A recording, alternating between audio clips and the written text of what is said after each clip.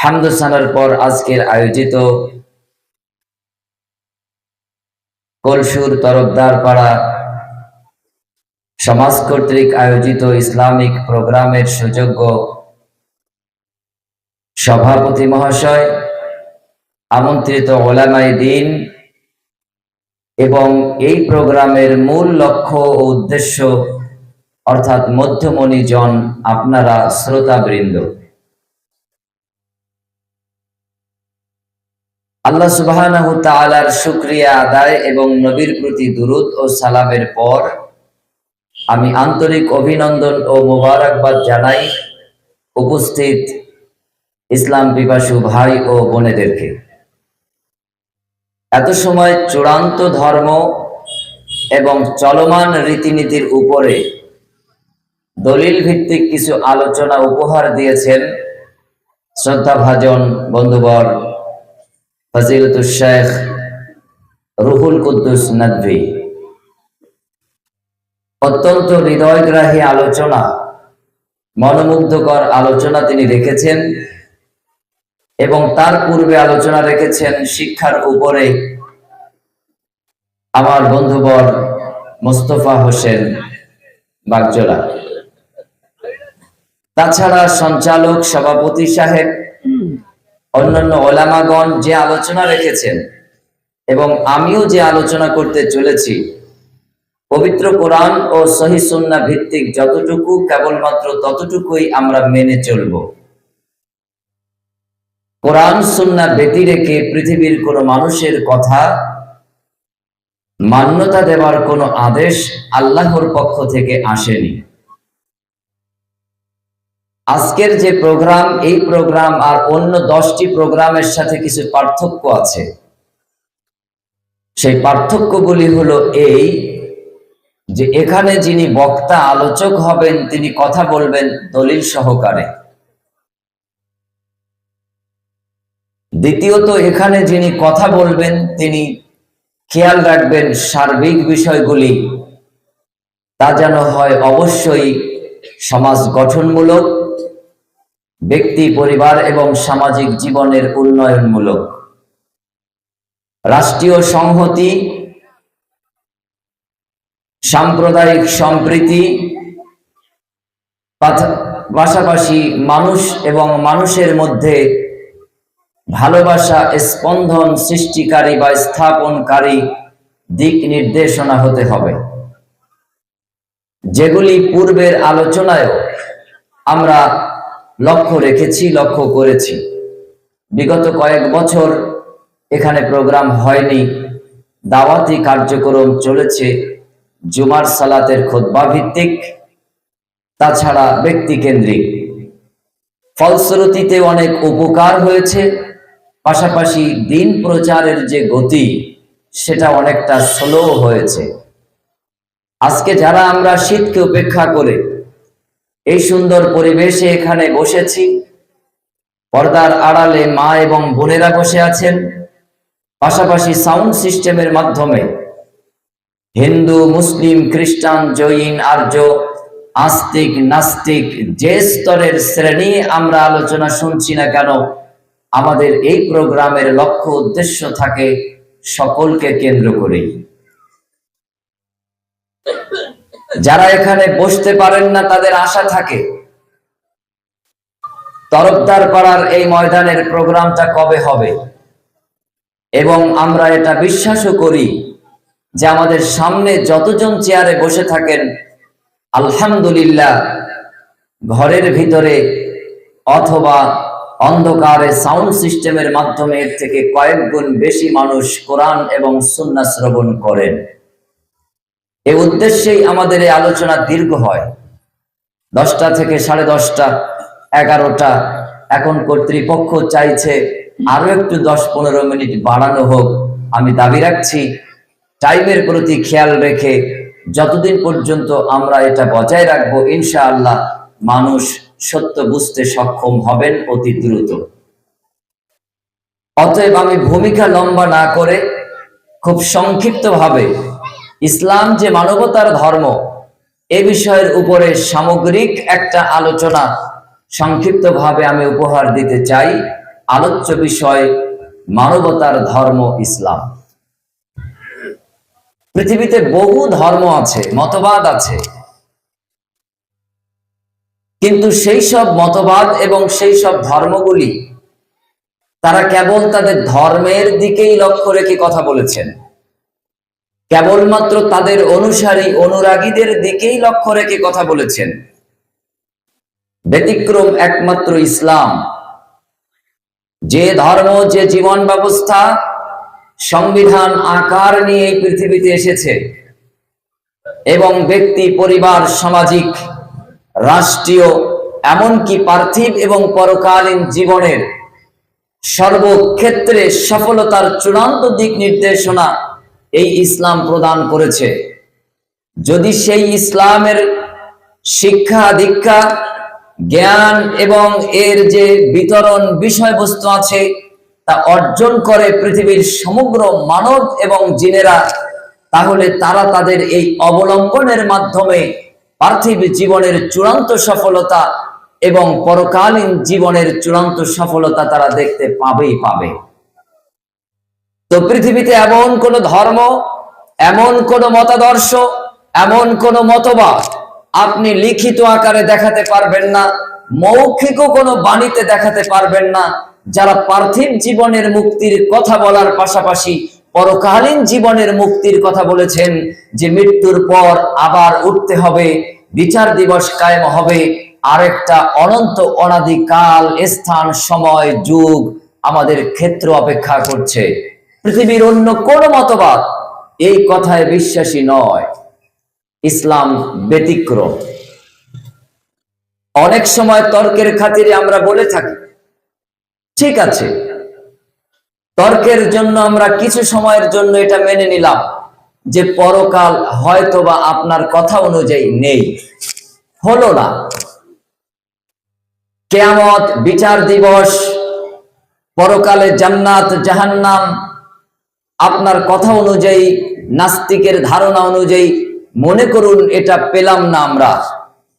কিন্তু আমরা যারা এই জগতে, এই পার্থিব জীবনে আমালে সলে ভালো কাজ সম্পাদন করে গেলাম, অন্যায়, নিপীড়ন, নির্যাতন, নিষ্পেষণ, কোন ধরনের কোন জুলুম নীতি অবলম্বন করলাম না, পার্থিব জগতে কিছু অভাব অনটন, কিছু দুর্দশা দেখা দিলেও কিয়ামত যদি সংগঠিত না হয় আমরা কিন্তু ক্ষতিগ্রস্ত হব না।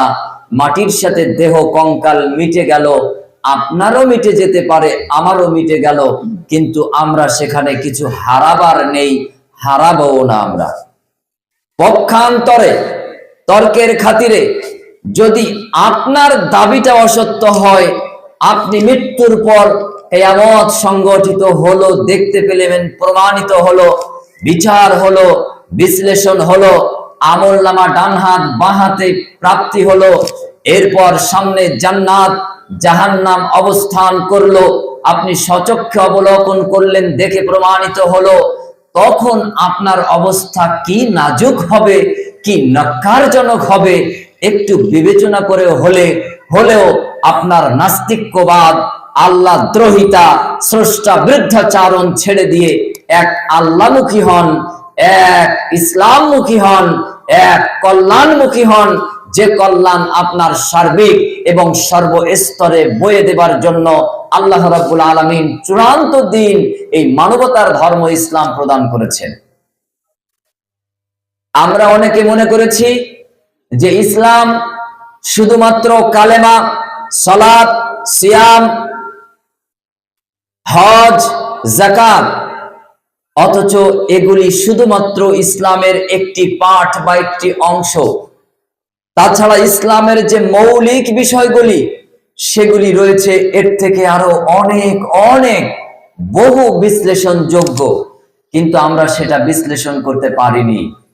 কোরআনে আজিমে আল্লাহ সুবহানাহু ওয়া তাআলা সর্বাগ্রে মানব জাতিকে যে সম্বোধন করে সম্বোধিত করেছেন, আহ্বানে ডেকেছেন, সেই সম্বোধন ছিল ইয়া আইয়ুহান নাস, হে মানব সম্প্রদায়। এই মানব সম্প্রদায় বলতে মুসলিম, হিন্দু, খ্রিস্টান, জৈন, আর্য, নাস্তিক, আস্তিক, সর্বগোষ্ঠী সর্বশ্রেণী মানবী অন্তর্ভুক্ত। মহান রব আল্লাহ সুবহানাহু ওয়া তাআলা তিনি বললেন, হে মানব সম্প্রদায়, ভয় করো আমি আল্লাহকে, যিনি তোমাদেরকে সৃষ্টি করেছি একজন পুরুষ ও একজন নারী থেকে। একজন পুরুষ ও একজন নারী থেকে তোমাদেরকে সৃষ্টি করেছি।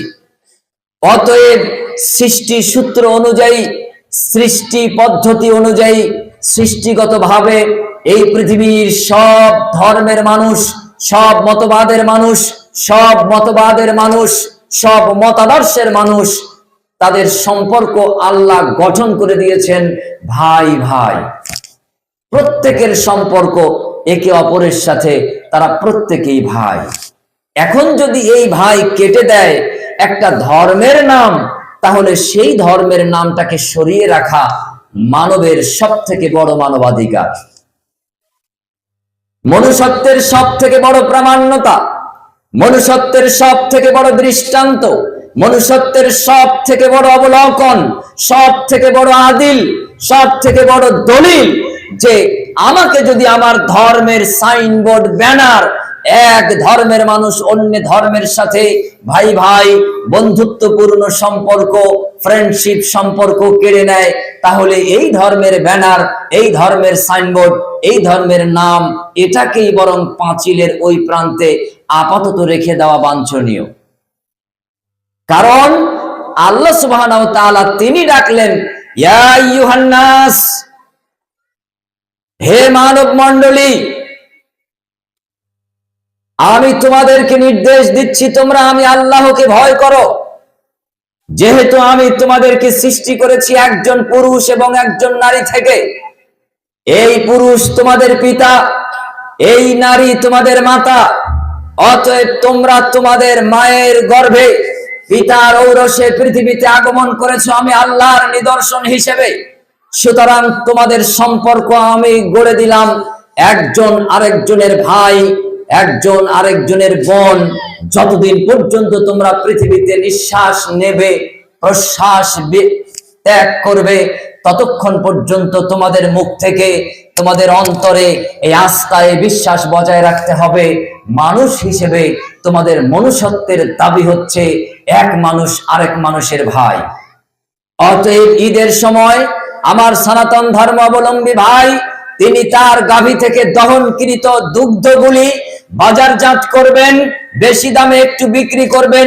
আমরা লাচ্চা সিমই এটা রান্নার জন্য 2 টাকা বেশি দিয়ে হলেও আমরা ক্রয় করে এনে স্বাদ করে আজকের এই আনন্দ উদযাপনে মেতে থাকবো।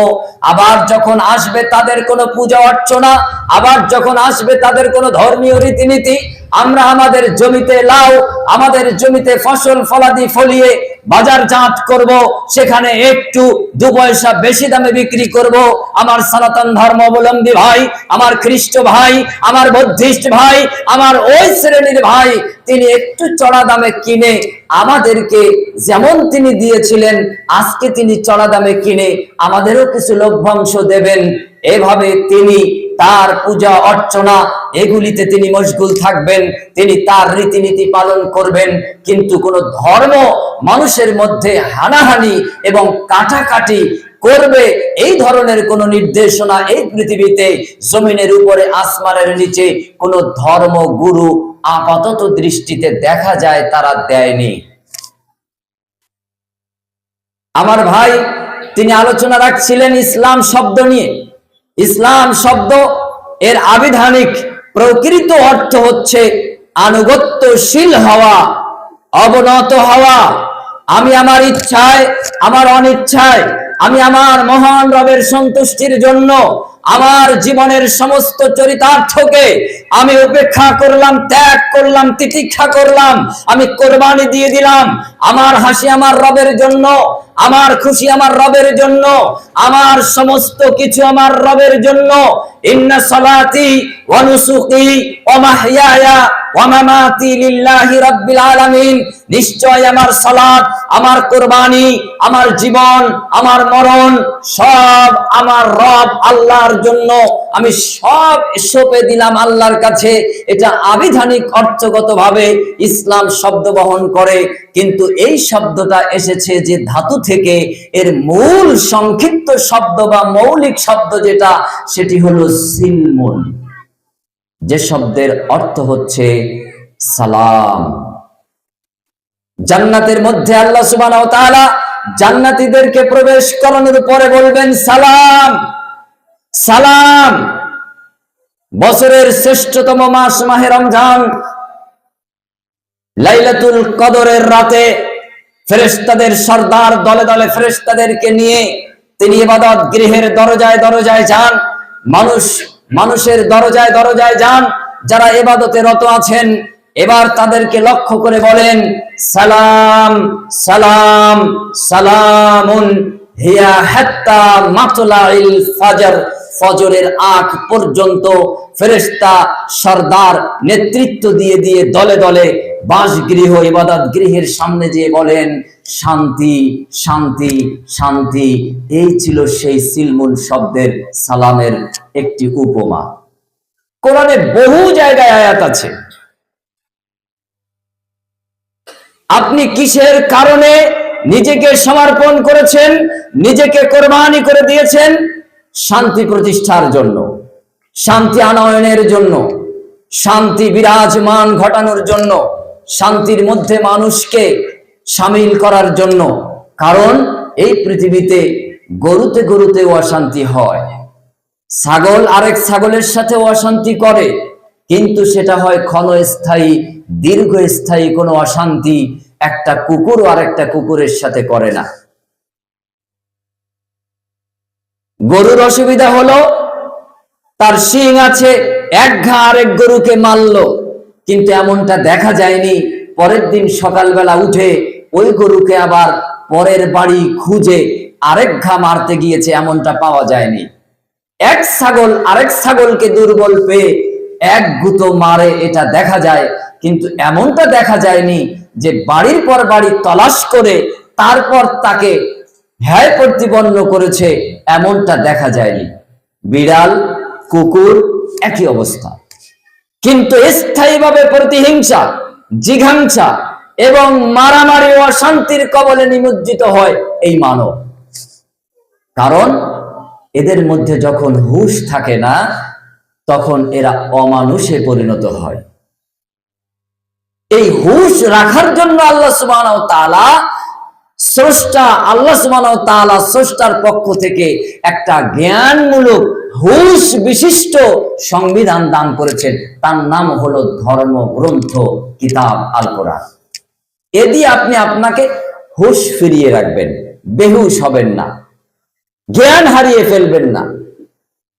মানুষ বেঁচে থাকার জন্য যেমন অক্সিজেন প্রয়োজন, তার থেকে অধিক প্রয়োজন এই মনুষ্য জাতির মনুষ্যত্বকে বাঁচিয়ে রাখার জন্য ধর্মগ্রন্থের জ্ঞানের প্রয়োজন। এই ধর্মগ্রন্থের জ্ঞান না থাকার কারণে মানুষ অজ্ঞান অবস্থায় সে যেমন যা করে, আজকে সে তার এই দেহ বিশিষ্ট মানুষটা মানুষের আকৃতি নিয়ে এমন কিছু করছে, আশপাশের মানুষ বলে এই কর্ম কি মানুষ করতে পারে? এমন কাজ কি মানুষের দ্বারা করা সম্ভব?